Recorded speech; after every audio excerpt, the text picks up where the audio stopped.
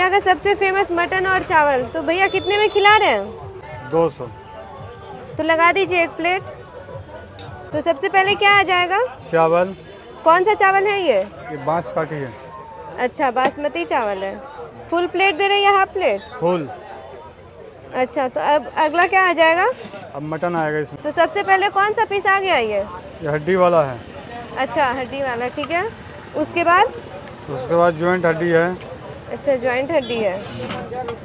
तो कितने का दे रहे हैं ये सब? ये 200 का है। अगला पीस कौन सा आ रहा है? ये भी गोल पीस है।